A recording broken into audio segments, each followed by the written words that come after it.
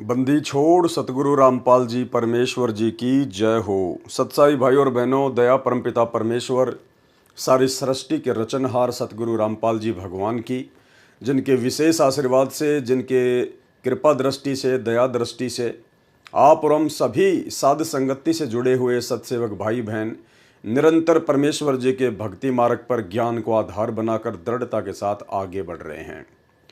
इस कलयुग की बिचली पीढ़ी में साक्षात धरती पर प्रकट पूर्ण ब्रह्म परमात्मा सतगुरु रामपाल जी परमेश्वर जी के विशेष आशीर्वाद के बिना ऐसा बिल्कुल भी संभव नहीं हो सकता था।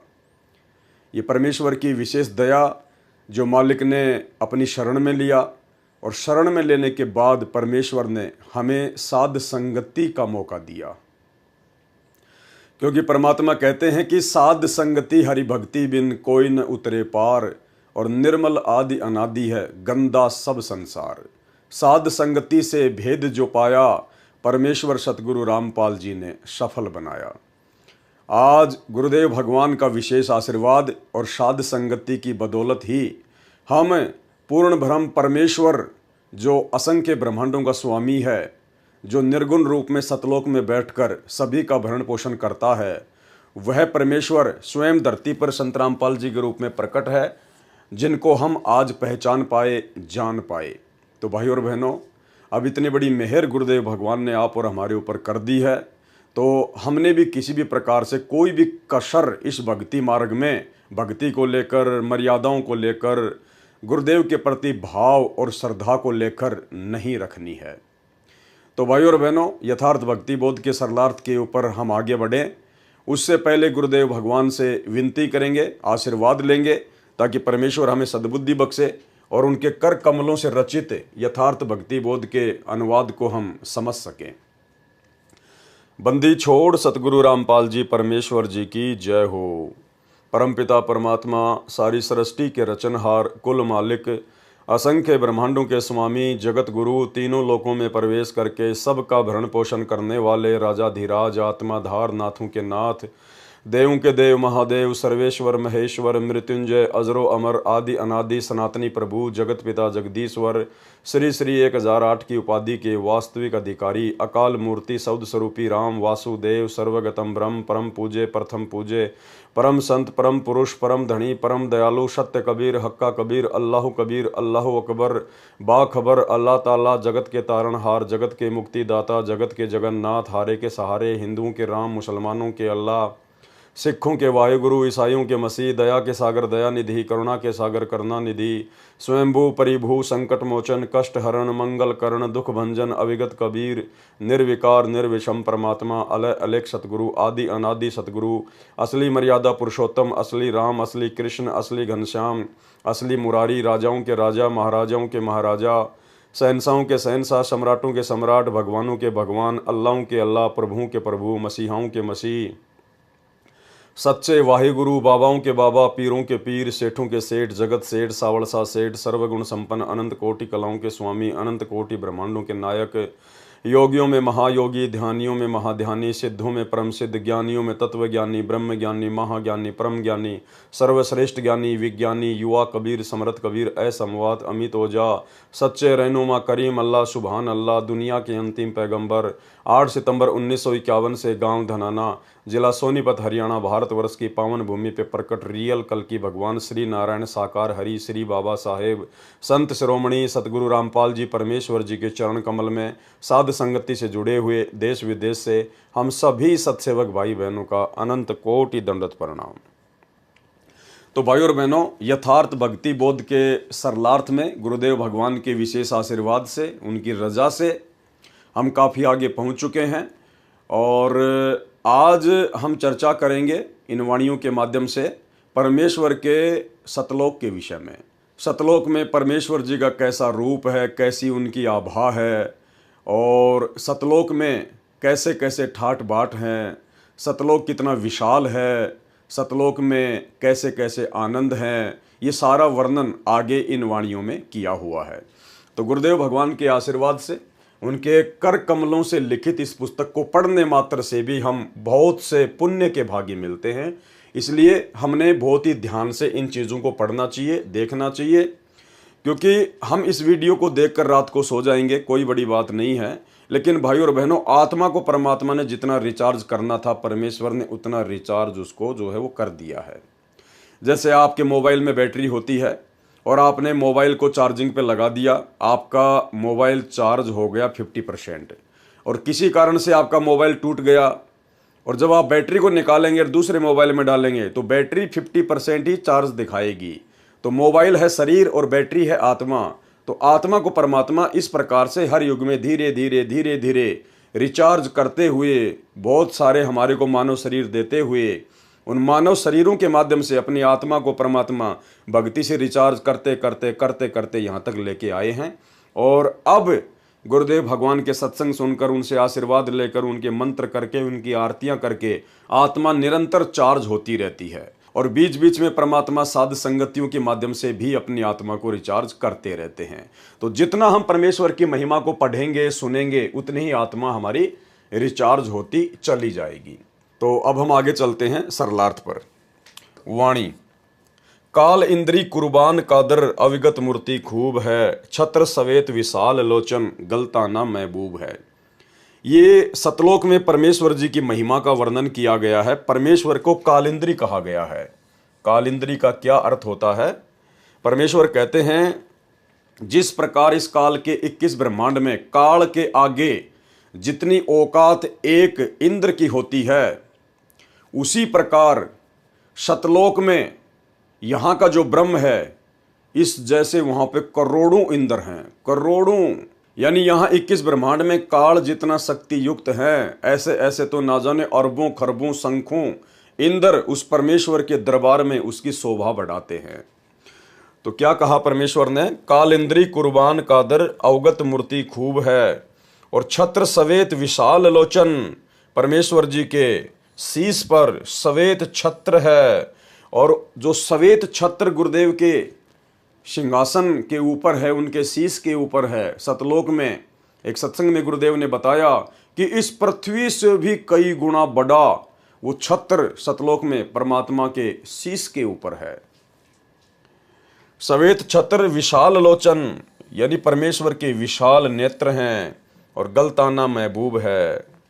काल इंद्री का अर्थ है कि परमेश्वर कबीर जी के लिए काल अर्थात 21 ब्रह्मांड के स्वामी ब्रह्म जैसे तो इंद्र जैसे हैं। जैसे काल लोक में एक ब्रह्मांड में एक इंद्र का लोक है, जिसके अधीन 33 करोड़ देवी देवता हैं। इंद्र उनका राजा है, जिस कारण से देवराज भी कहा जाता है। परंतु 21 ब्रह्मांडों का राजा है काल, परंतु ये जो ब्रह्म है ये 21 ब्रह्मांडों का राजा है। जैसे ब्रह्म की तुलना में इंद्र की महिमा कुछ भी नहीं है। इसी के आधार से संत गरीबदास जी ने परमेश्वर कबीर जी की उपमा की है कि उस कादिर अर्थात समर्थ परमात्मा की शक्ति महिमा के सामने काल ब्रह्म की महिमा उस इंद्र के समान है जो काल लोक में इंद्र बना है। इसलिए परमेश्वर को काल इंद्री अर्थात काल ब्रह्म जैसे, जिसके सामने इंद्र जैसे हैं, जैसे चार भुजा वाले को चतुर्भुजी कहते हैं, ऐसे ही परमेश्वर को कालिंद्री कहा जाता है। सतगुरु रामपाल जी परमेश्वर जी को अर्थात कबीर परमात्मा को कालिंद्री भी कहा जाता है। ऐसे कादिर यानी समर्थ परमात्मा पर मैं संत गरीबदास जी कुर्बान हूं। उस अविगत जिसकी गति अर्थात स्थिति से कोई परिचित न होने से उसे अविगत कहा जाता है। परमात्मा की मूर्ति अर्थात जीवित साकार तस्वीर खूब है, अर्थात वास्तव में परमेश्वर सुंदर शकल में है। वह परमात्मा विशाल लोचन अर्थात बड़ी बड़ी नेत्रों वाला है, मस्त महबूब है अर्थात आत्मा का प्रेमी है। जिस सिंहासन तख्त पर परमात्मा विराजमान है उसके ऊपर सफेद छत्र लगा है। जैसे राजा महाराजाओं के सिर पर छातानुमा चांदी या सोने का छत्र लगाया जाता था, उसी प्रकार परमेश्वर की स्थिति आंखों देखकर संत गरीबदास जी ने बताई है। वाणी। दिल अंदर दीदार दर्शन बाहर अंत न जाइए, और काया माया कहाँ बपूरी तन मन शीस चढ़ाइए। सरलार्थ किया है परमात्मा ने। परमात्मा के दर्शन आप अपने हृदय में कर सकते हैं। दिल अंदर दीदार दर्शन, परमात्मा के दर्शन आप अपने हृदय में कर सकते हैं। भावार्थ है कि जिस समय आप सच्चे दिल से भक्ति करके परमात्मा को पुकारोगे तो आपको हृदय कमल में परमात्मा दर्शन देंगे। यानी परमेश्वर जी की भक्ति के लिए हमें कहीं भी भरमने और भटकने की आवश्यकता नहीं है। उस समय जब परमेश्वर सतगुरु रूप में हमें मिल जाएं और अपना यथार्थ ज्ञान दे दें और सत भक्ति मंत्र दे दें, उसके बाद उनकी अनुपस्थिति में, उनकी गैर हाजिरी में हमने उनके लिए या भक्ति के लिए कहीं भी भटकने की आवश्यकता नहीं है। जिस प्रकार वर्तमान में वही कबीर परमात्मा हमें सतगुरु रामपाल जी के रूप में प्राप्त हैं, मिल चुके हैं। इन्होंने हमें अपना अनमोल तत्व ज्ञान दे दिया, सत भक्ति मंत्र दे दिए और कुछ समय के लिए परमेश्वर अपने मिशन को एक दिशा देने के लिए, लीला करने के लिए हिसार जेल में बैठे हुए हैं। और वर्तमान में जो लोग गुरुदेव भगवान की गैर हाजिरी में जगह जगह आश्रमों में धक्के खा रहे हैं, भटक रहे हैं, सब कुछ उनके पास होने के बावजूद भी तो परमेश्वर कह रहे हैं कि दिल अंदर दीदार दर्शन बाहर अंत ना जाइए। अरे उस समय आश्रम में जाएंगे जब हमारे गुरुदेव भगवान साक्षात हिसार जेल से लीला पूरी करके बाहर आ जाएंगे, क्योंकि परमात्मा सर्व कमलों में भी विद्यमान है। जैसे किसी कमरे के द्वार पर किसी पात्र में जल रखा है और द्वार के ऊपर बल्ब या ट्यूब लगी है और दिन में जल रही है, उधर से सूर्य भी उदय है, तो उस पात्र में सूर्य तथा ट्यूब बल्ब दोनों का प्रतिबिंब दिखाई देता है। ट्यूब का प्रतिबिंब तो केवल कमरे में रखे पात्र के जल में दिखाई देता है, परंतु सूर्य का प्रतिबिंब बाहर व अंदर के सभी पात्रों में दिखाई देता है। इसलिए कहा है कि परमात्मा प्राप्ति के लिए शरीर से साधना करके दर्शन कर लो, कहीं अन्य स्थानों, तीर्थों आदि पर न जाइए। परमात्मा प्राप्ति के लिए शरीर तो क्या वस्तु है, सर्वस्व अर्पण कर दो। यानी जिस भगत की भक्ति सही चल रही होगी, जो मर्यादा में रहकर यथार्थ मंत्रों का जाप कर रहा होगा, तो उसके हृदय कमल में उसको परमेश्वर जी के दर्शन होने शुरू हो जाएंगे। यहाँ पर यह शंका ना हो आप और हमारे को कि भाई हम तो 10 साल से भक्ति कर रहे हैं, मेरे को 15 साल हो गई, मेरे को तो अभी तक किसी भी कमल में अपने गुरु जी के दर्शन ही नहीं हुए। भाई और बहनों, वर्तमान में गुरुदेव हमारे समक्ष प्रकट हैं, धरती पर प्रकट हैं और परमेश्वर ने ज्ञान से अपनी पहचान करवानी है। ये ज्ञान मार्ग चुना है परमात्मा ने, चमत्कारों का मार्ग नहीं चुना है। इसलिए साक्षात परमात्मा धरती पर प्रकट हैं और हमारे घरों पर गुरुदेव भगवान की जो फोटो है, जो तस्वीर है, वो उनके साक्षात ही दर्शन हैं। वो फोटोएं कोई फॉर्मेलिटी के लिए नहीं रखी हैं, क्योंकि वो फोटोएं परमेश्वर का वास्तविक रूप है, सतगुरुदेव भगवान का वास्तविक रूप है, सतलोकीय रूप है। इसलिए जब हम उन फोटो में दर्शन करते हैं तो गुरुदेव भगवान के ही दर्शन होते हैं। और जब परमेश्वर की मर्जी होगी तो उस समय परमात्मा हमारे को अपने हृदय कमल में, अपने दिल में भी दर्शन करवा देंगे। लेकिन फिलहाल हम लोग ज्ञान में बहुत कमज़ोर हैं, बहुत कमज़ोर हैं। अभी हमें बहुत समय लगेगा। अगर हमारे साथ अभी से ऐसा होने लग गया, हालांकि जो मंत्र हमें गुरुदेव भगवान ने दिए हैं, इन सत भक्ति मंत्रों के थोड़े से जाप से ही चमत्कार होने शुरू हो जाते हैं। लेकिन वर्तमान में आप और हम भक्तों की नादानी को देखकर, आध्यात्मिक कमजोरी को देखकर परमेश्वर जानबूझकर उन कमलों में, उन मंत्रों की साधना से हमारे को दर्शन नहीं दे रहे। अन्यथा हम लोग भ्रमित हो सकते हैं, अहंकार में आ सकते हैं। इसलिए परमेश्वर जी का ऑपरेशन है, परमेश्वर अपने हिसाब से ही उसको चलाएगा, ठीक करेगा। हमने उनकी रजा में राजी रहना है। हमें परमात्मा चाहे किसी भी कमल में दर्शन दे या ना दें, हम अपने गुरुदेव भगवान के दर्शन रोजाना करते हैं, उनकी तस्वीरों के माध्यम से करते हैं और सूक्ष्म रूप में मानसिक तौर पर परमेश्वर का चिंतन मनन करना भी उनके दर्शन ही करने में आता है। तो इस बात को लेकर हमारे मन में शंका नहीं होनी चाहिए। जब हम उस लायक हो जाएंगे तो परमेश्वर ऑटोमेटिक हमारे को हर जगह दर्शन देंगे। ये कमल तो छोड़िए, खुली आंखों से भी हमारे को हर जगह परमात्मा ही दिखाई देंगे। परमात्मा प्राप्ति के लिए शरीर से साधना करके दर्शन कर लो, कहीं अन्य स्थानों, तीर्थों आदि पर ना जाइए। परमात्मा प्राप्ति के लिए शरीर तो क्या वस्तु है, सर्वस्व अर्पण कर दो। वाणी अविगत आदि जुगादि जोगी, सत्य पुरुष ल्योलीन है, गगन मंडल गलतान गैबी, जात अजात बेदीन है। अविगत आदि जुगादि जोगी, ये परमेश्वर जी के बारे में लिखा हुआ है कि सत्य पुरुष परमात्मा गगन मंडल अर्थात आकाश में बने सतलोक में रहता है। गगन मंडल गलतान गैबी, सत्य पुरुष परमात्मा गगन मंडल अर्थात आकाश में बने सतलोक में रहता है। वह आदि से ही विद्यमान है, आदि जुगादि, आदि यानी सृष्टि की शुरुआत से वह आदि से ही विद्यमान है। वही सच्चा जोगी है अर्थात साधु बाबा है, तत्व ज्ञान देने के लिए पृथ्वी पर आता है। वाणी, सुख सागर रत्नागर निर्भय, निज मुखवानी गांव ही, जिन आकर अजोख निर्मल, दृष्टि मुष्टि नहीं आवही। परमेश्वर सुख रूपी रत्नों का आगार है यानी भंडार है। सुख सागर रत्नागर निर्भय यानी सतलोक में बैठा हुआ वो परमात्मा सुखों का रत्नागर है, भंडार है। वो परमात्मा निर्भय है, उसी को किसी का भय नहीं है, इसलिए सुख सागर कहा जाता है। वह वास्तव में निर्भय है और अपने निजी मुख कमल से तत्व ज्ञान की वाणी कविताओं, भजनों, चौपाइयों, दोहों को राग बनाकर गाता है। निज मुखबानी गांव ही यानी अपने मुख कमल से तत्व ज्ञान की वाणी कविताओं, भजनों, चौपाइयों, दोहों को राग बनाकर गाता है। उस परमात्मा का सूक्ष्म आकार है जिस कारण से चरम दृष्टि से नहीं दिखता। उस परमात्मा का सूक्ष्म शरीर अजोख अर्थात जिसको कोई जोखिम खतरा नहीं है, उसका शरीर नष्ट नहीं होता, उसका शरीर अविनाशी है, निर्मल है अर्थात निर्विकार है। वाणी, झिलमिल नूर जहूर ज्योति, कोटि पदम उजियार है, उलट नयन बेसुन्ने बिस्तर, जहां तहां दीदार है। उस परमेश्वर के नूरी शरीर की महिमा की गई है यहाँ पर।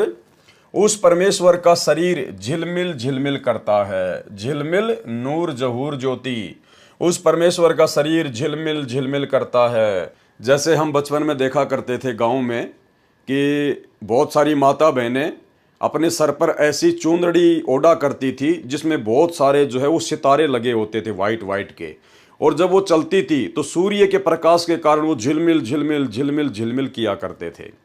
या फिर दूसरा उदाहरण ऐसे लीजिए, जैसे आपसे काफ़ी दूर पर किसी पहाड़ पर बहुत सारे बल्ब जल रहे हों और रात्रि में वो दूरी पर जलने के कारण झिलमिल झिलमिल करते हैं। तो इस प्रकार से परमेश्वर के शरीर का जो नूर है, जो तेज है, जो आभा है, वो झिलमिल झिलमिल करती रहती है, बड़ी आनंददायक है। उस परमेश्वर का शरीर झिलमिल झिलमिल करता है।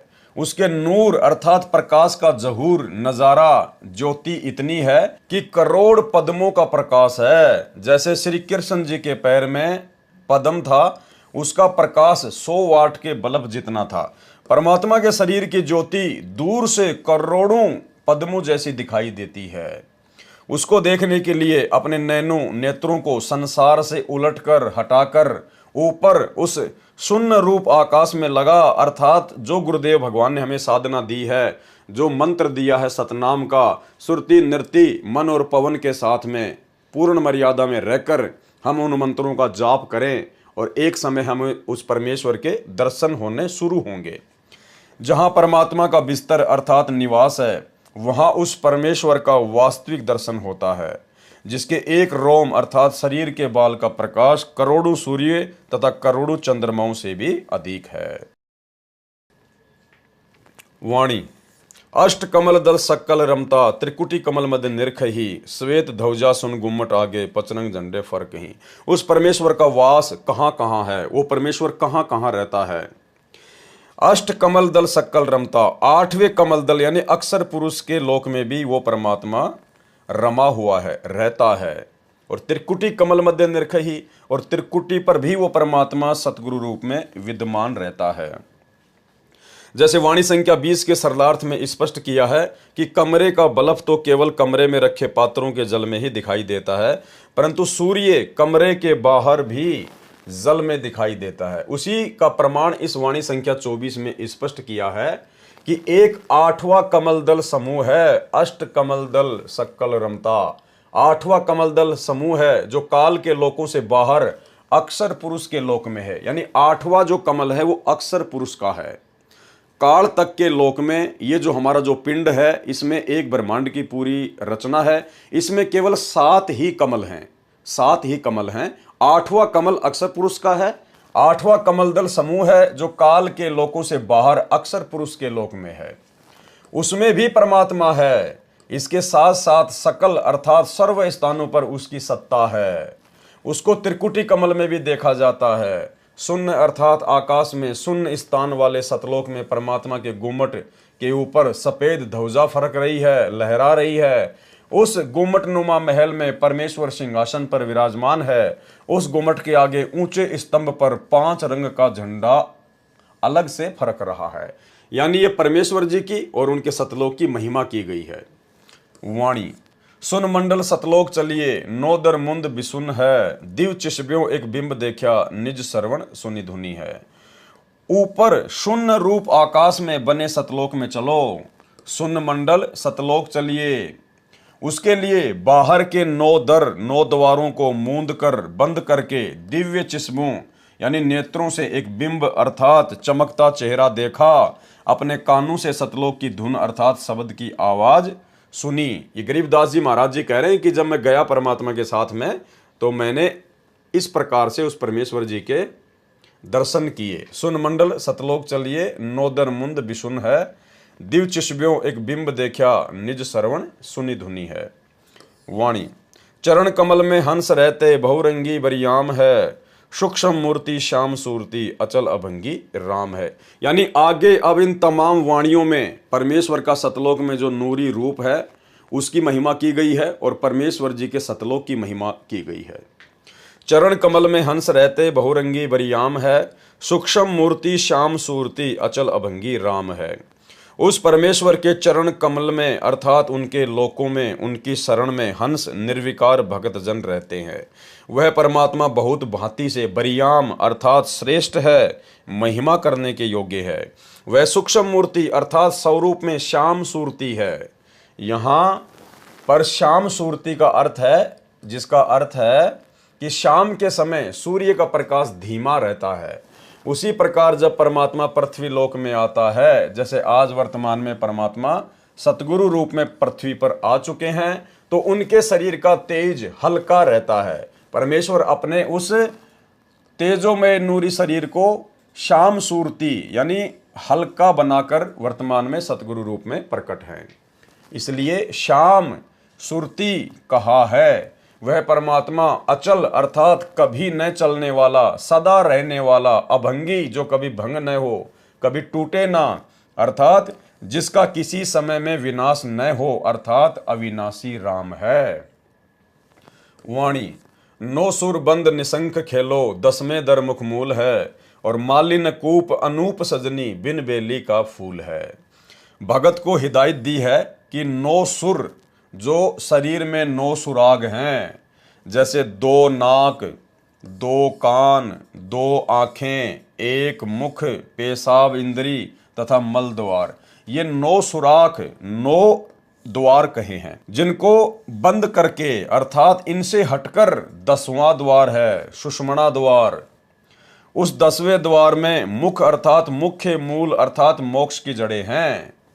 वहां से ऊपर की कठिन चढ़ाई प्रारंभ होती है। हे सजनी अर्थात सखी अर्थात आत्मा, सतलोक में न कोई माली अर्थात बाग लगाने वाला है। माली न कूप अनूप सजनी, सतलोक में न कोई माली अर्थात बाग लगाने वाला है तथा ना सिंचाई के लिए कुआं है। क्योंकि जिस समय ये वाणी संत गरीबदास जी ने बोली थी सन 1730 से 1778 तक, उस समय उस क्षेत्र में सिंचाई कुओं से होती थी। सतलोक में अपने आप प्रभु कृपा से बाग लगे हैं, सिंचाई भी अपने आप होती रहती है। सत्य पुरुष किसी माता से नहीं जन्मा, वह बिन बेली का फूल है, अजन्मा है, बिन बेली का फूल है। यानी जैसे जो फूल वगैरह जो लगते हैं पेड़ पर, वो किसी न किसी बेल से लगते हैं, किसी न किसी वो टहनी से लगते हैं, लेकिन परमेश्वर के विषय में कहा कि वो बिन बेली का फूल है, यानी वो किसी माता से पैदा नहीं हुआ है। वाणी श्वास ऊश्वास पवन को पलटे, नाग फुनी को भूंच हैं, सुरती नृति का बांध बेड़ा, गगन मंडल को कूच हैं। अब भाइयों और बहनों, ये वाणी बहुत इंपॉर्टेंट है, क्योंकि देखो परमेश्वर ने हमें साध संगत से जुड़े हुए भाई बहनों को वर्तमान में अपने विशेष आशीर्वाद से उस स्थिति में लाके खड़ा कर दिया कि अब हमने परमेश्वर जी के सत भक्ति मंत्रों को, चाहे प्रथम नाम हो चाहे सतनाम हो, हमने विशेष ध्यान से जाप करना पड़ेगा। जो विधि परमेश्वर ने उन मंत्रों के जाप करने की बताई है, सुरति नृति मन और पवन के साथ में एकांत में बैठकर एकाग्रचित होकर ध्यान लगाकर अब हमने उस विधि से इन मंत्रों का सुमरण करना पड़ेगा, शुरू करना पड़ेगा। आशीर्वाद गुरुदेव भगवान का रहेगा, अन्यथा भक्ति नहीं बनेगी, उस स्तर की नहीं बनेगी जिस स्तर की भक्ति परमात्मा चाहते हैं। वो समय अलग था, वो शुरुआत का समय था कि नाम उठत नाम बैठत नाम सोवत जाग बे, नाम खाते नाम पीते नाम सेती लाग बे। बच्चा जब पहली क्लास में आता है तो उसको बोल बोल के पढ़ाया जाता है, गा गा के पढ़ाया जाता है, A for apple, B for ball. और जब वही बच्चा 8वीं 10वीं में चला जाता है तो उस बच्चे को पूरी वास्तविकता समझ में आ जाती है। फिर वो बच्चा बोल बोल कर नहीं पढ़ाई करता कि A for apple, B for ball, फिर वो डायरेक्ट सेंटेंस बोलता है, क्योंकि उसको पता चल गया कि ए से केवल एप्पल ही नहीं है, ए से तो ना जाने हजारों की संख्या में मीनिंग होते हैं। तो इसी प्रकार गुरुदेव भगवान ने आप और हमारे को उस लायक बना दिया साध संगति से जोड़ के कि अब हमने परमेश्वर की भक्ति को, उनके सत भक्ति मंत्रों को विशेष सावधानी से लेना पड़ेगा। श्वास ऊ श्वास पवन को पलटे नाग फुनी को भूंच है, सुरती नृति का बांध बेड़ा गगन मंडल को कूच है। श्वास जो बाहर छोड़ते हैं तथा ऊ श्वास जो अंदर लेते हैं, यानी सतनाम के विषय में परमात्मा समझा रहे हैं। इस विधि से जो नाम के जाप को करके वायु को अर्थात श्वास को सूक्ष्म करके नागफनी अर्थात सर्पनुमा नाड़ी जो नाभि के चारों ओर 2.5 लपेटे लगाए है उसका ढीला करना है, उसको ढीला करना है, तब ऊपर चलने का मार्ग मिलता है, तब ऊपर चलने का मार्ग मिलता है। और वो होगा कैसे? वो सतनाम के जाप से होगा। फिर सतनाम का श्वास से सुमरण करता है, आकाश में बने सतलोक की ओर प्रस्थान करना होता है। सुरती नृति का बेड़ा बांधने का अभिप्राय है। अब ये ध्यान से सुनना कि हमने इन मंत्रों को किस विधि से करना है और कितनी गहनता से लेना है। सुरती नृति का बेड़ा बांधने का अभिप्राय है कि सतनाम का जाप श्वास से मन तथा सुरती नृति का समूह बनाकर करने को बेड़ा बांधना कहा गया है। यानी सारे एलिमेंट हमने इन मंत्रों के ऊपर लगाने पड़ेंगे जो विधि गुरुदेव ने जिस मंत्र की बताई है, सुरती नृति मन पवन।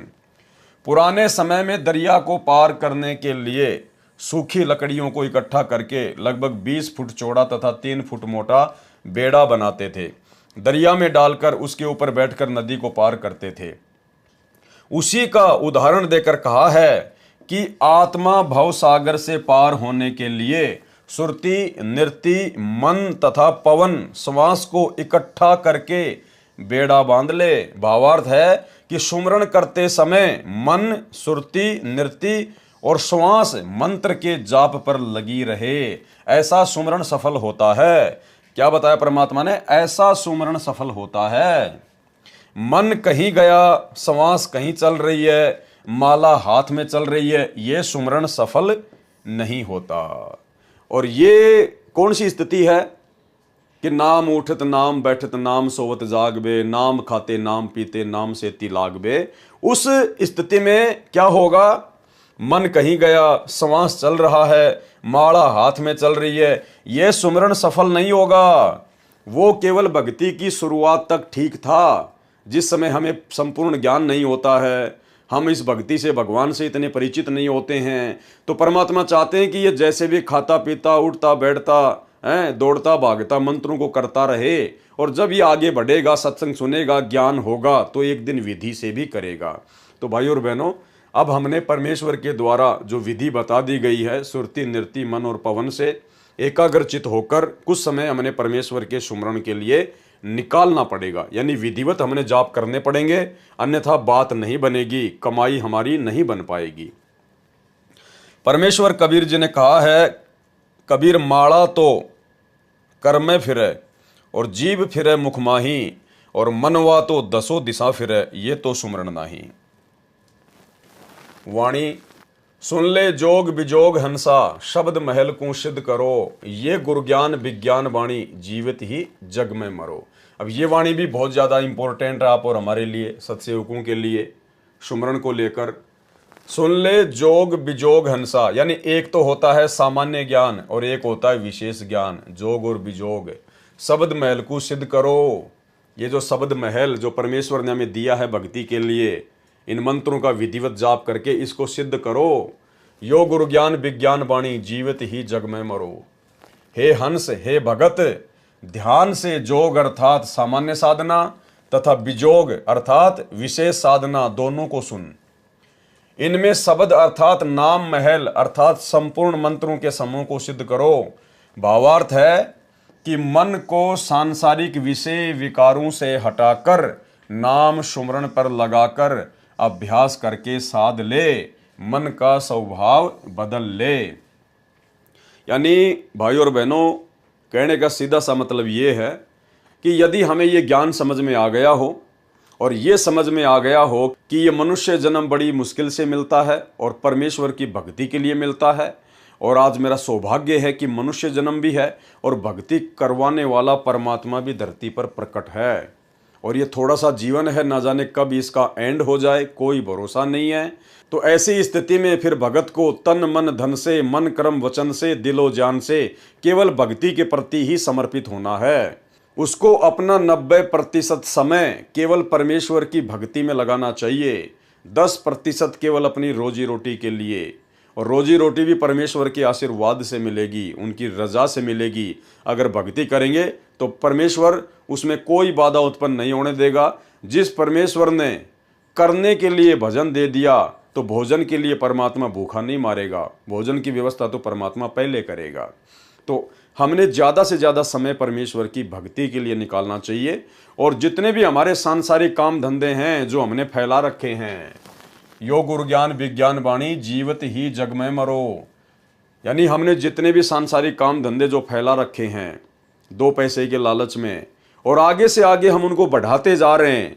एक फैक्ट्री लग गई, दूसरी की तैयारी हो रही है, एक ऑफिस खोल लिया, दूसरी ब्रांच की ओर तैयारी हो रही है।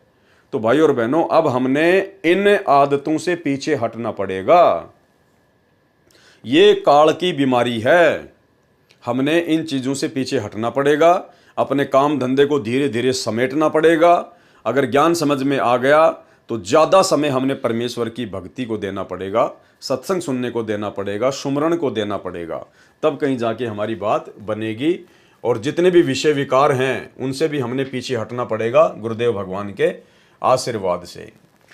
इनमें शब्द अर्थात नाम महल अर्थात संपूर्ण मंत्रों के समूह को सिद्ध करो। भावार्थ है कि मन को सांसारिक विषय विकारों से हटाकर नाम सुमरण पर लगाकर अभ्यास करके साध ले, मन का स्वभाव बदल ले। ये है गुरु ज्ञान और विज्ञान अर्थात तत्व ज्ञान की वाणी अर्थात वचन, और जीवित ही जग में मर ले। जीवित जग में मरने का भाव है कि मन की कल्पनाओं को रोककर इच्छाओं का दमन कर। मन की कल्पनाओं को रोककर, मन तो आपको हमेशा आगे से आगे बढ़ाएगा। और अब तो आपको परमात्मा की भक्ति मिल गई, आपको सहारा मिल गया परमात्मा का, अब तो आपका काम धंधा पहले से कहीं अच्छा चलेगा, तो मन आपको आगे से आगे दौड़ाएगा कि बेटा काम बढ़ा, लेबर बढ़ा। तो भाई और बहनों, इन मन की कल्पनाओं को हमने रोकना है, ये सोचकर कि ये काम धंधे करते करते तो असंख्य जन्म बीत गए, कुछ भी हाथ नहीं आया। और भाई और बहनों, अब ये परमात्मा मिला है, काम धंधा भी परमात्मा चलाएगा, थोड़े से में पूरे परिवार का पेट भरेगा, समय आने पर हर प्रकार की हमारी इच्छाओं की पूर्ति करेगा। और बाकी जोड़ जोड़ के रखना, बैंक बैलेंस बनाना, ये फिर भक्ति में भक्तों के काम नहीं है। जीवित जग में मरने का भाव है कि मन की कल्पनाओं को रोककर इच्छाओं का दमन कर। जैसे व्यक्ति की अचानक मृत्यु हो जाती है, उसके मन की सारी योजना फेल हो जाती है। साधक पहले से ही यह धारणा बनाकर संसार में निर्वाह करता है, लंबी चौड़ी योजनाएं न बनाकर इच्छाओं को सीमित रखता है। यानी भगत के परमात्मा ने लक्षण बताए हैं कि लंबी चौड़ी योजनाएं न बनाकर इच्छाओं को सीमित रखता है। क्योंकि आज हम जिन कार को, कोठियों को, बड़ी बड़ी फैक्ट्रियों को बनाने में, अपने काम धंधे को बढ़ाने में, प्लाटों पे प्लाट लेकर पटकने में, ज़मीनों पर ज़मीन लेकर पटकने में, जो अपना जितना समय बर्बाद हम कर रहे हैं, ये सब कुछ चीज़ें यहीं रह जानी है, कुछ भी साथ नहीं जाएगा, शरीर भी साथ नहीं जाएगा, सबको पता है। लेकिन जब गुरु का ज्ञान हो जाए तो फिर हमने इन चीज़ों पर कंट्रोल रखना सीखना होगा, हमने कंट्रोल करना पड़ेगा इनके ऊपर, अन्यथा हमारा अधिकांश समय इन्हीं मन की कल्पनाओं में व्यर्थ हो जाएगा। लंबी चौड़ी योजनाएं न बनाकर इच्छाओं को सीमित रखता है, वह यह विचार करके सत्संग में जाता है कि मान ले मेरी आज मृत्यु हो जाती तो भी घर ऑफिस कार्यालय का कार्य नहीं कर सकते थे, इसलिए मान ले हमारी मृत्यु हो गई, हम चले सत्संग में, 3-4 दिन के लिए जीवित मर गए। विचार करें, मृत्यु तो किसी की भी कभी भी हो सकती है, तब भी कार्य से सब्र करना पड़ता है। सर्व कार्य सदा के लिए छूट जाता है, वह हानि भी हो जाती है जो मरने वाले की कमाई मेहनत व्यापार न करने से होनी है। उसकी क्षतिपूर्ति कभी नहीं हो सकती। जो भगत जीवित मरकर सत्संग में 3-4 दिन के लिए गया था, उसके अभाव में 3-4 दिन में जो व्यवसाय में हानि होनी थी, उसकी क्षतिपूर्ति तो वह फिर से कर सकता है, क्योंकि वह परमानेंट नहीं मरा है, वह तो जीवित मरा है। वैसे तो भक्तों के सत्संग में जाने से कभी हानि नहीं होती, लाभ ही होता है। इसको कहते हैं जीवित मरना। संत गरीबदास जी ने कहा है कि गुरुजी द्वारा बताए ज्ञान तथा तत्व ज्ञान का सारांश ये है कि यदि भक्ति करना तथा मोक्ष पाना चाहता है तो जीवित मर ले, यानी उपरोक्त सारी चीज़ों को अपने जीवन में धारण कर ले। मन की कल्पनाओं को शांत कर, रोक, विषय वासनाओं से विषय विकारों से अपने आप को हटा और एक प्रकार से जीवित मर के परमात्मा की भक्ति कर कि सोचो मैं तो मर गया, अब ना कोई काम, ना कोई धंधा, ना कोई रिश्तेदारी, ना कोई बोलने वाला। इस भाव से हमने परमेश्वर जी की भक्ति को महत्व देना है और परमात्मा फिर अपने भगत के काम बिगड़ने नहीं देता है। वाणी, उज्ज्वल हिरंबर श्वेत भोरा, अक्षय व्रत सतभाग है, जीतो काल विशाल सोहम तर तीवर बैराग है। अब भाई और बहनों, ये जो आदरणीय गरीबदास जी महाराज जी की वाणियां हैं, ये गूढ़ ज्ञान है, इनमें बहुत सारी भाषाओं के शब्दों का समावेश है और ये वाणियां एक कैप्सूल रूप में है, यानी कैप्सूल के अंदर एक बीमारी का समाधान छुपा होता है। तो ये एक बार के कोई देखने से या पढ़ने से आप और हमारी समझ में नहीं आएंगी। कोई ये सोचे कि भाई हम तो पढ़ रहे हैं, हमारी समझ में नहीं आ रही ये वाणियां, तो ये मुझे भी कोई एक बार कोई पढ़ने से या देखने से समझ में नहीं आ रही हैं, लेकिन आत्मा चार्ज हो रही है, आत्मा अंदर से इस ज्ञान को स्वीकार जो है वो कर रही है। और धीरे धीरे जब हम इन वीडियो को बार बार देखेंगे, परमेश्वर की इस पुस्तक को जब कभी हम पढ़ेंगे, कभी हम गुरुदेव के सत्संग सुनेंगे, इन वाणियों का जिक्र आएगा, क्योंकि आने वाले समय में परमात्मा गरीबदास जी की वाणियों पर ही सत्संग करेंगे। बाकी ब्रह्मा विष्णु महेश का बाप कौन है, उसकी माँ कौन है, दुर्गा का पति कौन है, ये परमात्मा ने बता दिया। जो बताना था वो डीवीडी भर चुकी हैं, मेमोरी कार्ड भर चुके हैं, सत्संग यूट्यूब पर पड़े हैं, जिसको वो प्रमाण देखने वहां जाकर देखो। आने वाले समय में परमात्मा केवल वाणियों का ही खुलासा करेंगे, तो फिर हमें ये वाणियां भी धीरे धीरे समझ में आने लगेंगी। इसलिए यदि किसी भाई के मन में इस प्रकार का भाव उठ रहा हो कि मेरे तो कुछ समझ में नहीं आ रहा, मेरे तो कुछ जो है पल्ले नहीं पड़ रहा, भाई ये पल्ले एक बार में नहीं पड़ती हैं। इनको पल्ले लगाने के लिए बहुत सारा समय देना पड़ता है, इनको बार बार इनको पढ़ना पड़ेगा, परमात्मा के सत्संगों को ध्यान से सुनना पड़ेगा। इसलिए आप केवल इनको पढ़ते जाइए, देखते जाइए, आत्मा को उसकी खुराक मिलती जा रही है और बाकी धीरे धीरे समझ में आने लग जाएंगी। उज्ज्वल हिरंबर श्वेत भोरा, अक्षय व्रत सतभाग है, जीतो काल विशाल सोहम तर तीवर बैराग है। सतलोक को अक्षय वृक्ष सतभाग कहा है, श्वेत भोरा आत्मा को कहा है, क्योंकि सतलोक एक अविनाशी स्थान है। भगत काल लोक में मैले विचारों वाला काला भंवरे जैसा हो चुका है। ये भगत उत्तम कर्म करके सत्य साधना करके उज्जवल सफेद हंस बनकर जाता है, अर्थात पवित्र होकर सतलोक में जाता है। उसके लिए बताया है कि सोहम आदि आदि जो भक्ति के संपूर्ण मंत्र हैं, उनको तरतीवार प्राप्त करके तरतीवर बैराग है। तरतीवर का मतलब होता है तरतीवार, कर्म अनुसार। जैसे परमात्मा 3 क्रम में हमारे को नाम दीक्षा देते हैं, उसको कहते हैं तरतीवार। उसको तरतीवार प्राप्त करके, जैसे पहली बार दीक्षा में 7 मंत्र दिए जाते हैं, दूसरी बार में सतनाम की दीक्षा दी जाती है, फिर तीसरी बार में सारनाम देकर दीक्षा क्रम पूरा किया जाता है। इसको तरतीवार बैराग धारण करना कहते हैं। मोक्ष के लिए वैराग्य कर ले, संसार के अस्थायी सुख तथा संपत्ति संतान से मोह कम करके वास्तविकता को ध्यान में रखकर साधना करने को संत जी ने कहा है, जिससे काल के जाल से मुक्त हुआ जा सकता है। इसे काल को जीतना कहा गया है। वाणी मनसा नारी कर पनिहारी, खाखी मन जहाँ मा लिया, कुंभक काया बाग लगाया, फूले हैं फूल बिसा लिया।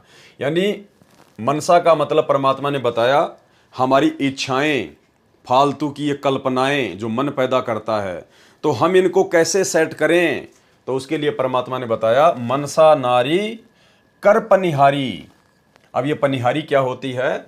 इस साखी में उपमा अलंकार है। मन की कल्पनाओं को उस औरत की तरह भक्ति तथा शुभ काम में लगाए रख, जैसे पहले के समय में पानी लाती थी, उसको सारा दिन पानी लाने में ही व्यस्त रहना पड़ता था, उसको पनिहारी कहा जाता था।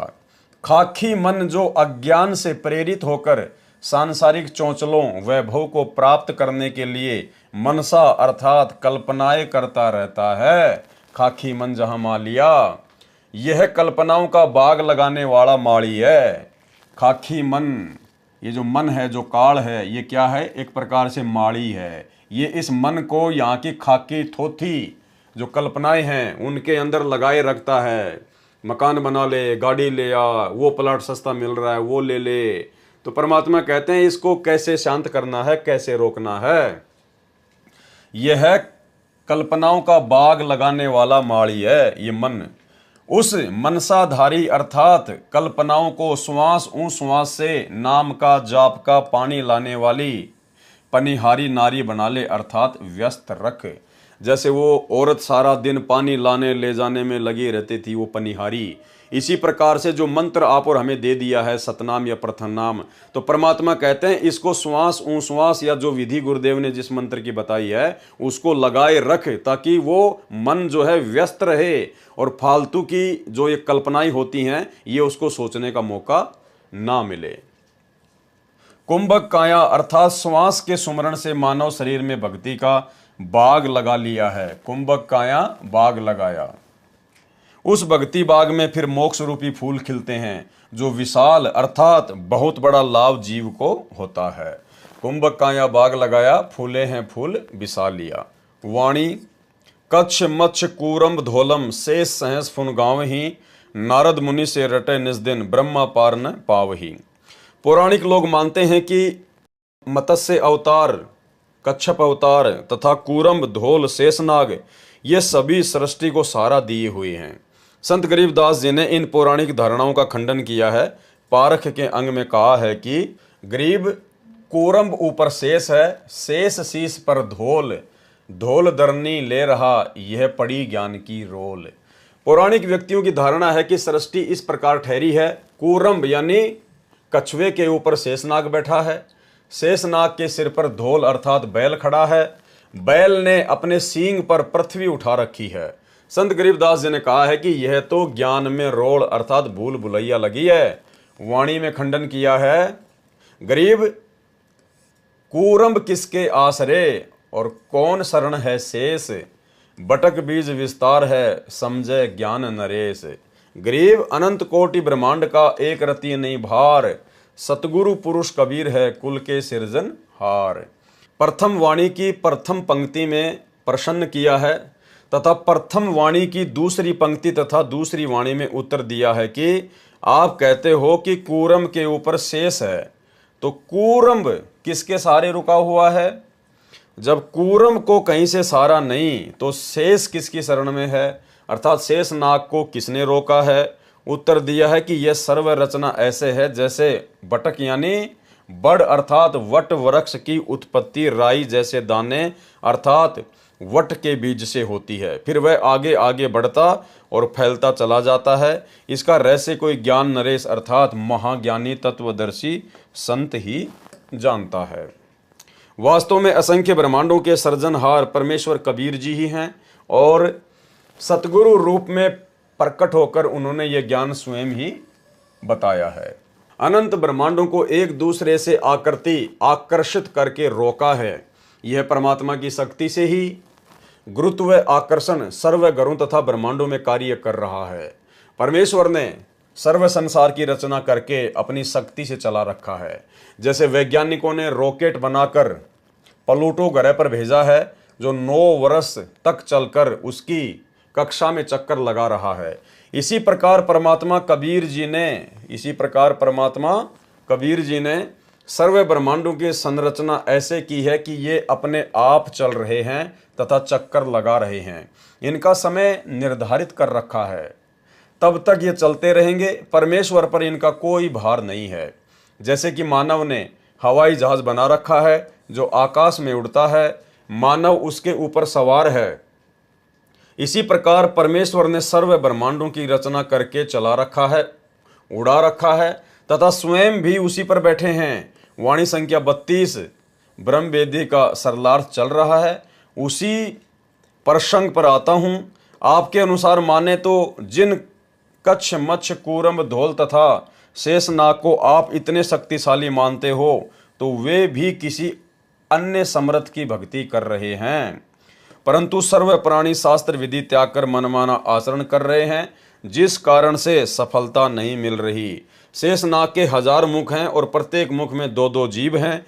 शेषनाग भी नाम जाप करता है, उसको भी आज तक परमात्मा की महिमा का ज्ञान नहीं। उसको परमात्मा का पार अर्थात मोक्ष स्थान नहीं मिला है।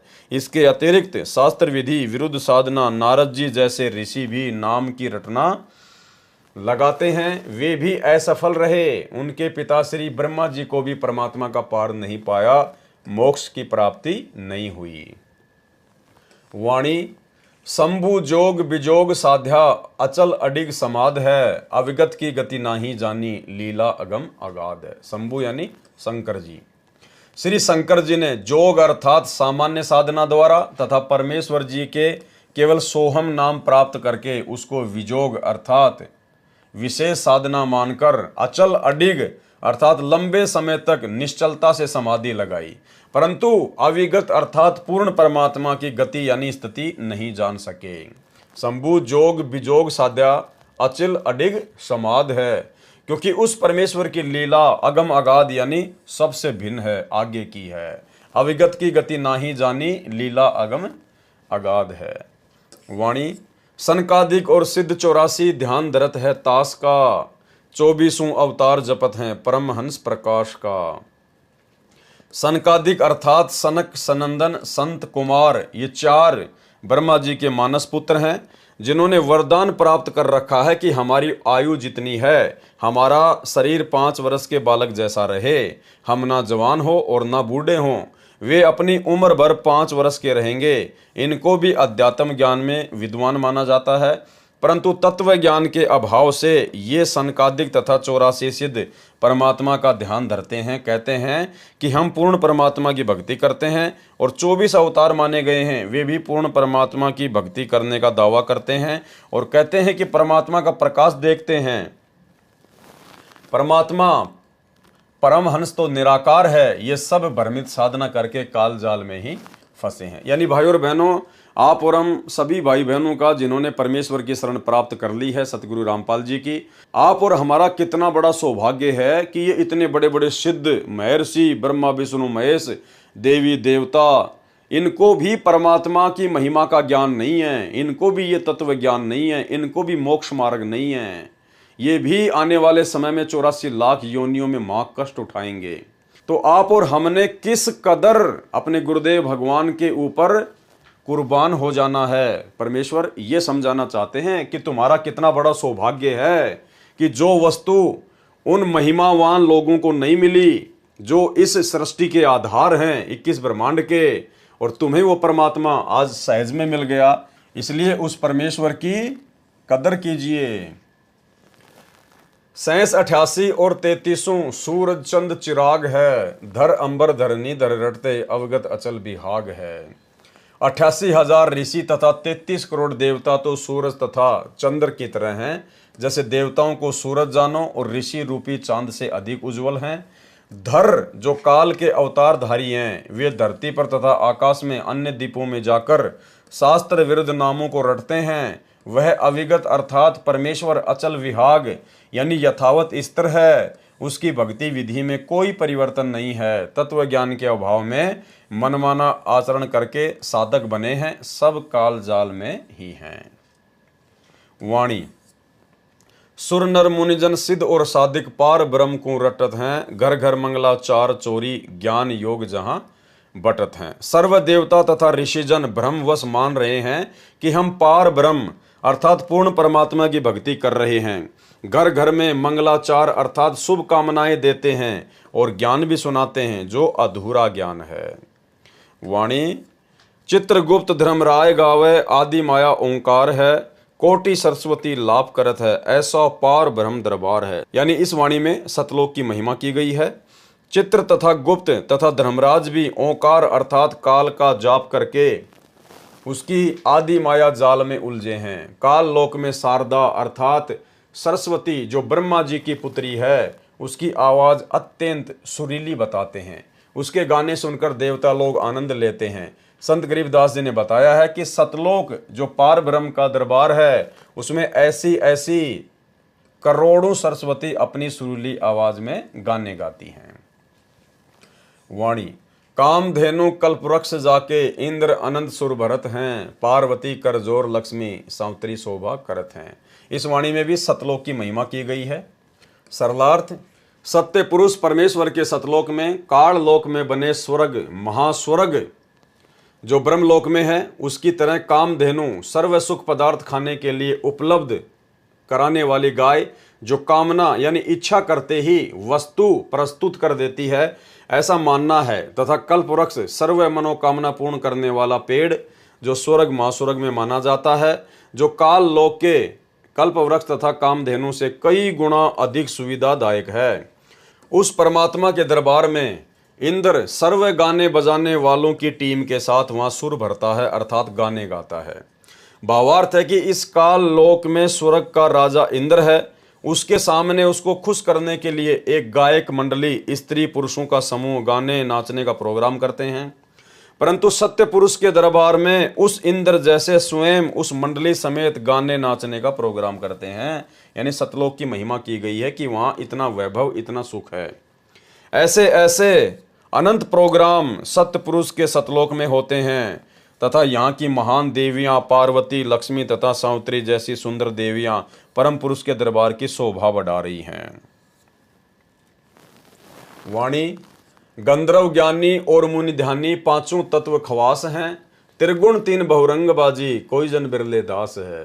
गंधर्व एक देव श्रेणी है, वे विद्वान भी माने जाते हैं तथा मुनि ध्यानी अर्थात ऋषिजन ध्यान बहुत करते हैं। ऐसे ऐसे सतलोक में अनेकों हंस हैं और पांचों तत्व उस सतलोक में नौकर हैं। काल लोक में तो पांच तत्व प्रधान हैं, क्योंकि यहाँ सर्व रचना पांच तत्व से बनी है। त्रिगुण यानी ब्रह्मा रजगुण विष्णु सतगुण तथा शिव तमगुण है। ये तीनों यहाँ काल लोक में प्रधान है। इन्हीं पांचों तत्व तथा तीन गुणों से काल की सर्वबाजी अर्थात रचना व्यवस्थित है। परंतु यहाँ पर सब अभिमानी है। दास अर्थात नम्र भगत तो कोई कोई है। वाणी ध्रुव प्रहलाद अगाध अग है, जनक विदेयी जोर है, चले विमान निदान विद्या धर्मराय की बंद तोड़ है। काल की भक्ति करने वाले ध्रुव तथा प्रहलाद जैसे बहुत अगाध यानी सर्वोपरि भक्ति वाले अगय यानी आगे पहुंचे हुए माने जाते हैं। और जनक विदेयी को भी इसी श्रेणी में लेते हैं, जो विमान में बैठकर स्वर्ग गए थे। रास्ते में नरक में 12 करोड़ प्राणी कष्ट झेल रहे थे। राजा जनक विदेयी ने अपनी भक्ति से आधे पुण्य उनको संकल्प करके दे दिए, जिस कारण से वह नरक खाली हो गया। धर्मराज का विधान है कि जिसका जितना नरक समय है वह नरक में कष्ट भोगेगा, और जिसका जितना समय स्वर्ग में है वह उतने समय स्वर्ग का सुख भोगेगा। परंतु राजा जनक जी ने वह बंद तोड़ दिया, अपने पुण्यों का आधा हिस्सा देकर उनका वह नरक समय समाप्त कर दिया, जिस कारण से वे 12 करोड़ प्राणी स्वर्ग में चले गए। परंतु राजा जनक को काल ने लूट लिया, उसके आधे पुण्य समाप्त कर दिए, जिस कारण से वह पुण्यात्मा शीघ्र पुण्यहीन होकर पुनर्जन्म को प्राप्त हुई और सिख गुरु नानक जी के रूप में श्री कालूराम मेहता खत्री के घर पंजाब की धरती पर जन्मे। अब देखो भाई और बहनों, इसमें बहुत सारी बातें हैं। परमेश्वर के आगे काल की कोई औकात नहीं है। काल केवल उतना ही सोच सकता है जितना परमात्मा चाहते हैं। अब काल ने सोचा कि मैंने राजा जनक को लूट लिया, मैंने उसके आधे पुण्य लूट लिए, और जब तक इसके पुण्य इन 12 करोड़ आत्माओं के साथ में रहेंगे तब तक तो मैं इनको जो है स्वर्ग में बैठा दूंगा, और जैसे पुण्य समाप्त होंगे फिर इनको इनका वो कर्म भोगने के लिए मैं इनको नरक में डाल दूंगा। और मैंने राजा जनक के आधे पुण्य लूट लिए।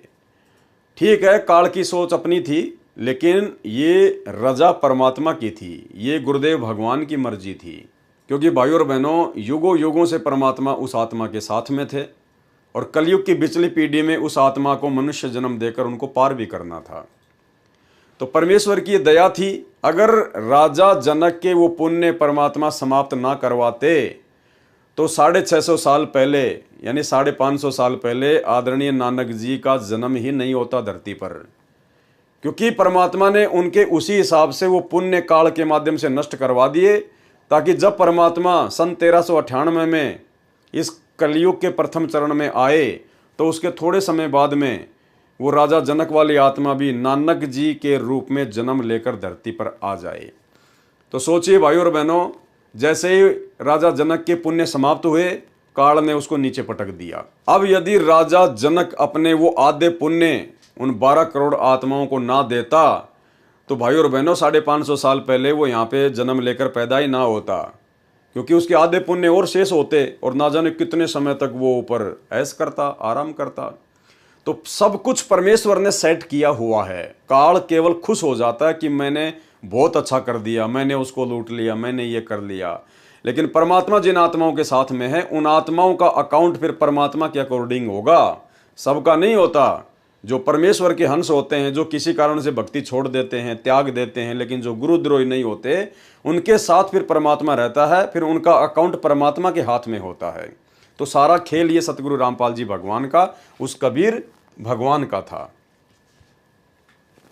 दूसरी ओर 12 करोड़ आत्माओं को नरक से निकलवा कर स्वर्ग ले गए। इस कारण से वाह वाह प्रशंसा के पात्र बने, परंतु अपना भक्ति धन लुटा दिया। फिर वे 12 करोड़ प्राणी राजा जनक द्वारा दिए पुण्य का समय स्वर्ग में भोगकर फिर उसी नरक में डाले गए। उनका जो नरक भोगने का समय शेष बचा था वह तो भोगना ही पड़ा। तत्व ज्ञान न होने के कारण राजा जनक ने उपकार भी किया, परंतु उन 12 करोड़ आत्माओं को कोई लाभ नहीं हुआ, क्योंकि उनको नरक तो भोगना ही पड़ा। कुछ समय स्वर्ग में रहकर क्या लाभ हुआ? कुछ नहीं, क्योंकि आम व्यक्ति ये मानता है कि कुछ समय तो सुख मिला उन 12 करोड़ प्राणियों को। परमेश्वर कबीर जी ने संत गरीबदास जी को तत्व ज्ञान दिया था, उसके आधार से वह कुछ समय के लिए मिला सुख व्यर्थ है। यदि पुण्य नरक में न आना पड़ता तो राजा जनक जी का उपकार सराहनीय था।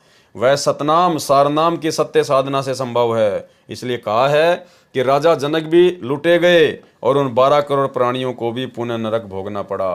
राजा जनक ने जो कार्य किया वह जोर है, अर्थात खूब है, प्रशंसा के योग्य है। ऐसे ऐसे और भी बहुत से धर्मात्मा हुए हैं, परंतु तत्व ज्ञान में कहा है कि आत्म प्राण उद्धार ही ऐसा धर्म नहीं हो, यानी जो किसी आत्मा का उद्धार कर दे, उसका मोक्ष करवा दे, उससे बढ़कर और कोई धर्म नहीं है। और ये धर्म वर्तमान में सतगुरु रामपाल जी परमेश्वर जी के हाथ में है।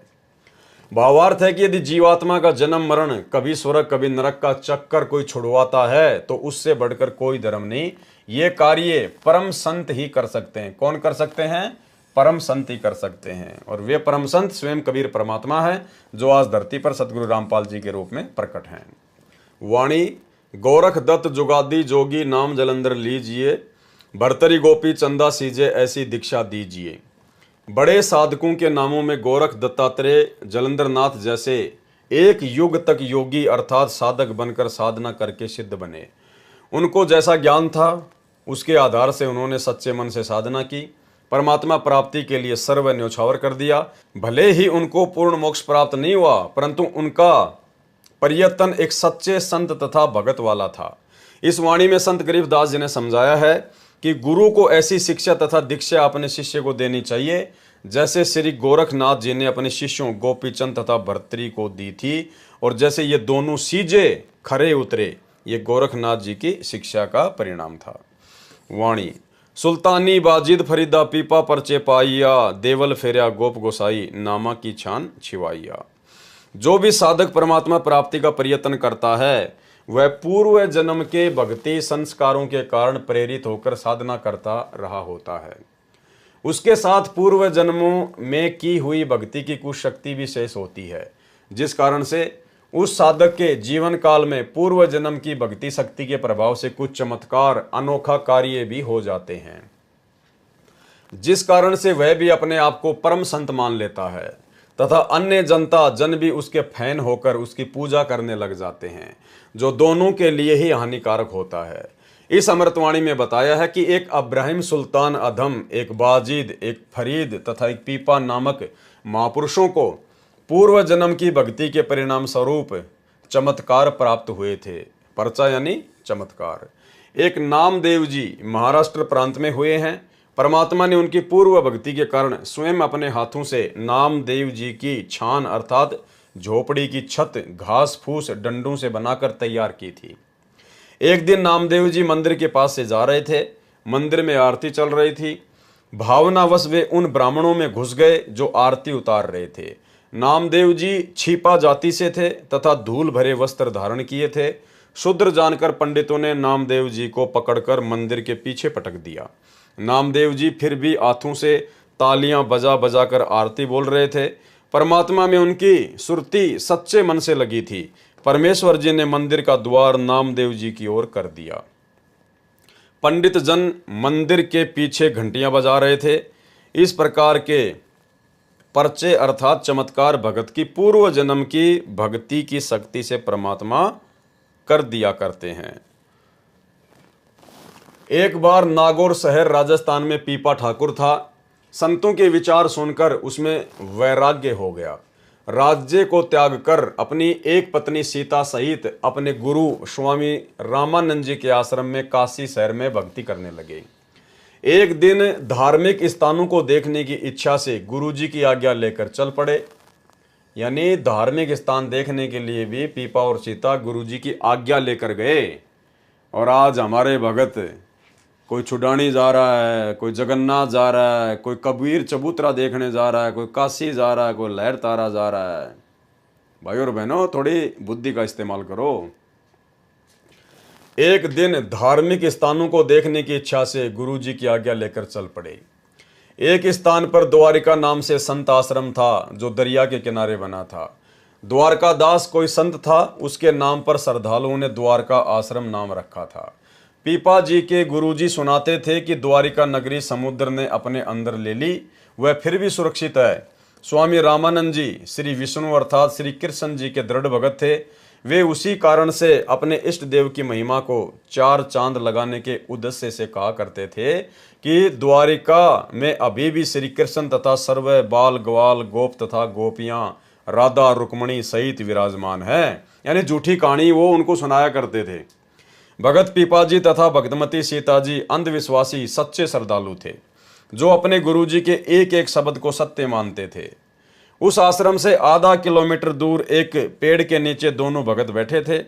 वहां एक पाली गौवे चराने वाला आ गया। वह शरारती था। पीपा भगत ने उस पाली से जानना चाहा कि हे भाई, सुना है कि द्वारका नगरी जल में समाई है, उसमें श्री कृष्ण जी तथा सर्व गोपाल राधा रुक्मणी तथा गोपियां आज भी रहते हैं, वह कहाँ पर है? ग्वाले अर्थात पाली ने कहा कि जहां आप बैठे हो उसके ठीक सामने इसी दरिया में द्वारका नगरी है। वे कहने लगे कि क्या आपने देखा है? ग्वाले ने कहा कि मैं तो कल ही भगवान तथा द्वारिका वासियों से मिलकर आया हूं। उस शरारती ग्वाले तथा अपने गुरुजी से सुनी फोकट महिमा को सुनकर उनका विश्वास और दृढ़ हो गया।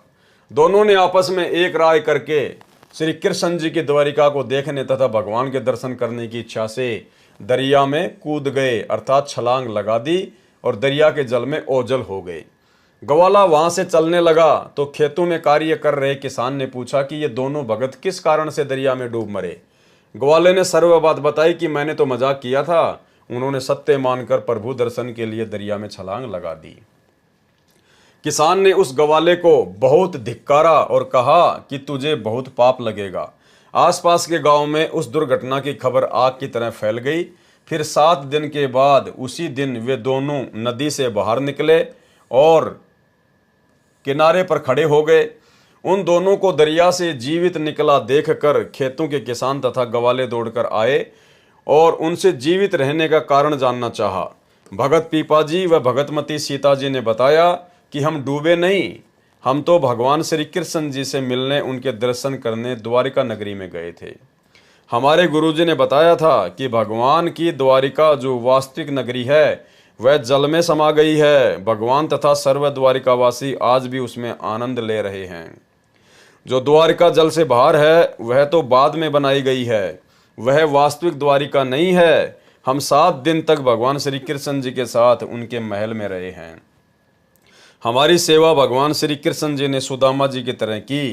राधा तथा रुक्मणी जी, श्री कृष्ण जी सर्व रानियों से मिले, गोपी तथा गवालों से भी बातें की। जब हमने चलने की आज्ञा चाही तो श्री कृष्ण जी ने अपनी अंगुली से निकालकर मेरे को, पीपा जी को अंगूठी छाप दी। देखो, इस पर कृष्ण अक्षर लिखा है, शुद्ध सोने की है।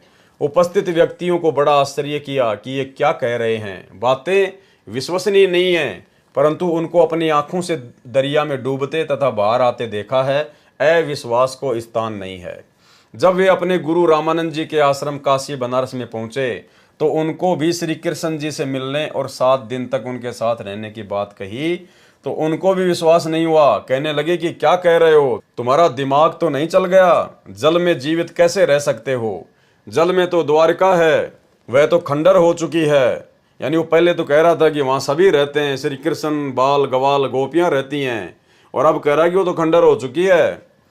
भगवान श्री कृष्ण जी तो गोलोक में ऊपर जा चुके हैं, उस समुद्र में थोड़े ही हैं। जब पीपा सीता ने बार बार भोलेपन से कहा तथा सर्व गोपाल गोपियों, राधा रुक्मणी, श्री कृष्ण जी से हुई बातें बताई तथा श्री कृष्ण द्वारा दी गई छाप अंगूठी दिखाई जिस पर कृष्ण नाम खुदा हुआ था देवनागरी लिपि में, ये सब पीपा सीता से सुनकर तथा छाप देखकर स्वामी रामानंद जी को विश्वास करना पड़ा। वह छाप वर्तमान में बनारस के श्री द्वारिकाधीश मंदिर में सुरक्षित है। इसलिए वाणी में कहा है कि पीपा परचा पाइया, अर्थात पीपा जी को परमात्मा का चमत्कार प्राप्त हुआ। अब भाइयों और बहनों, ये तत्व ज्ञान है और गुरुदेव भगवान के आशीर्वाद से इसको समझा जा सकता है। इसमें बहुत सारे भेद हैं।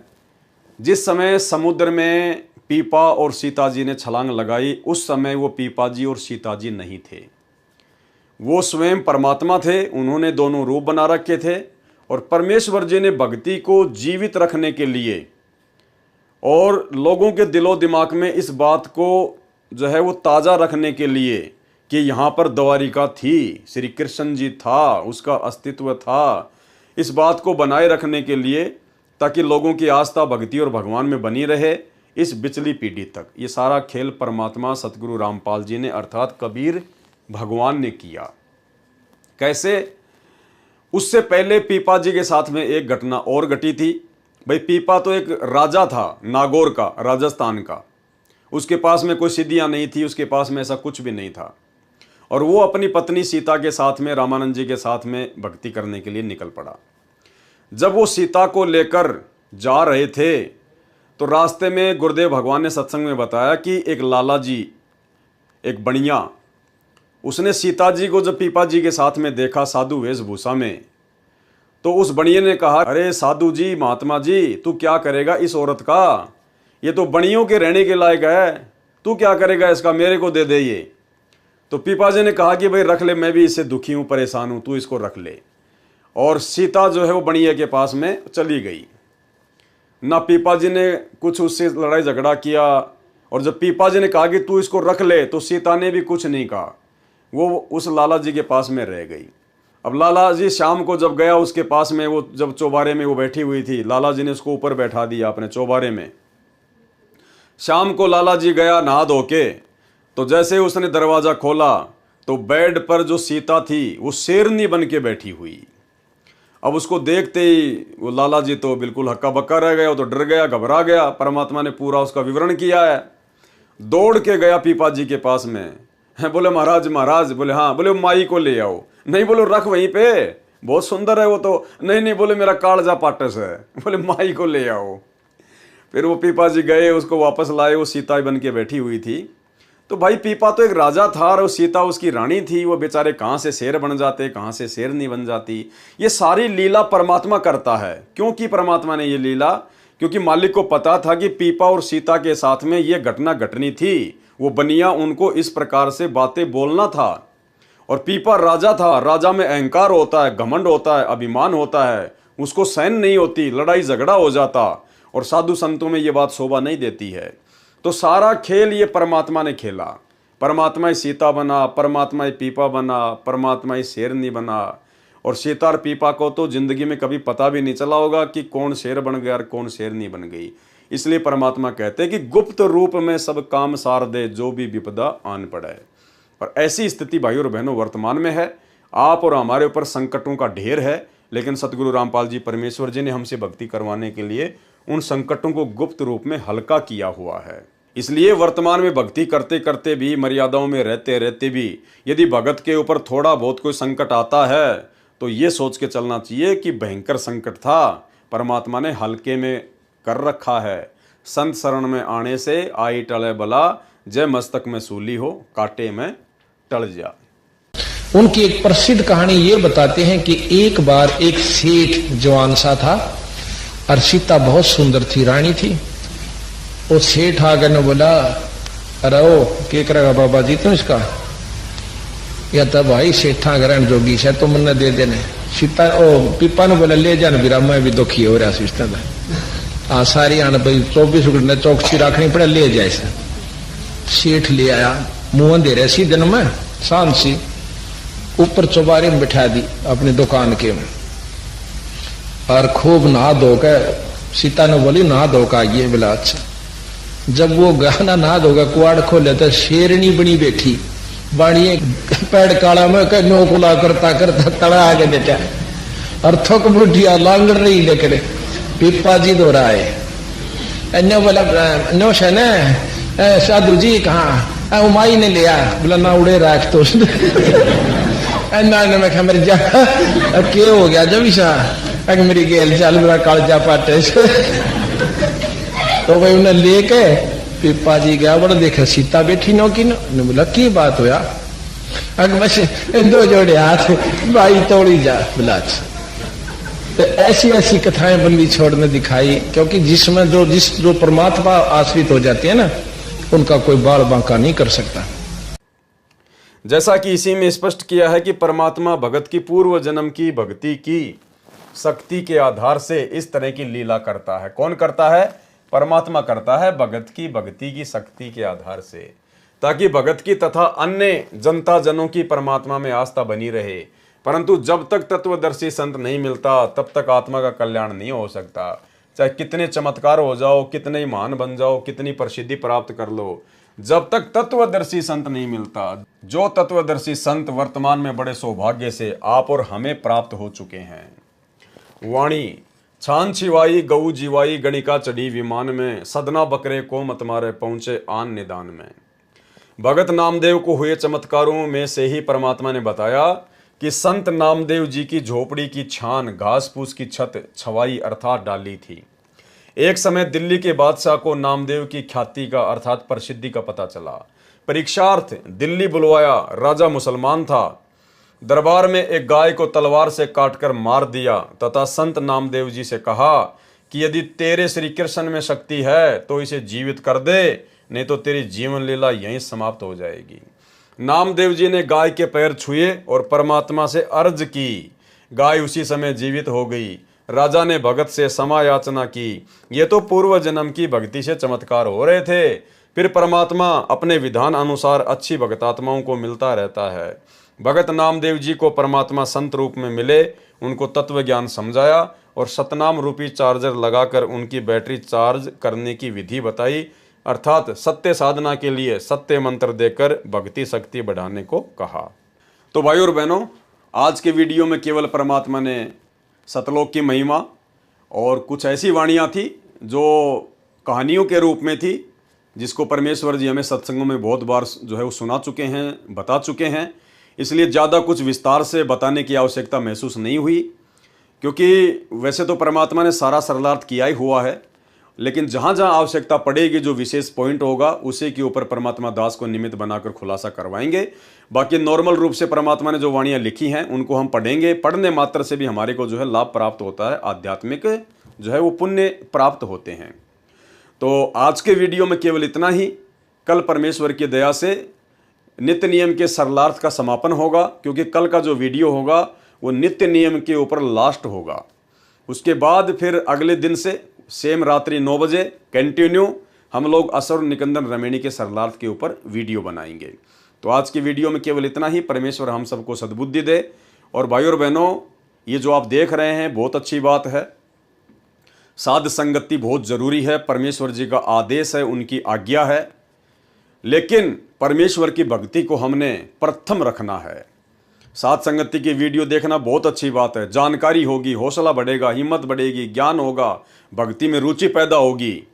लेकिन भक्ति की शक्ति से हमारा आत्म कल्याण होगा। और भक्ति जो सतगुरु रामपाल जी परमेश्वर जी ने हमें दी है वो है। तो जिस प्रकार परमेश्वर हमें आदेशित करते हैं कि रोजाना कम से कम 1 घंटा सत्संग सुनना, और जो मंत्र दे दिए हैं कम से कम जो प्रथम मंत्र है उसकी 1 माला कम से कम, ज़्यादा करो तो आपकी मर्जी। सतनाम जिसको मिला हुआ है कम से कम उसकी 5 माला, यानी 500 मंत्र तो कम से कम सतनाम के होने चाहिए। बाकी आप चाहे 2000 करो, 5000 करो, वो आपकी मर्जी, आपकी मौज, जितना करोगे उतना फ़ायदा। और 5 यज्ञ जो परमेश्वर ने हमें बताए हैं वो हम नियमित रूप से करते रहें, गुरुदेव भगवान से विनती करते हुए। तो परमेश्वर की भक्ति को हमने प्रथम स्थान देना है। बाकी ये दास के वीडियो, साध संगति के वीडियो, ज्ञान आधारित वीडियो, ये केवल हमारे विश्वास को बढ़ाने के लिए हैं, जो समय समय पर जरूरी हैं। लेकिन सबसे महत्व हमारे लिए गुरुदेव भगवान की भक्ति है, उसको हमने भूलना बिल्कुल भी नहीं चाहिए। तो आज के वीडियो में केवल इतना ही। परमेश्वर हमें आज्ञा दें, आशीर्वाद दें। बंदी छोड़ सतगुरु रामपाल जी भगवान की जय हो।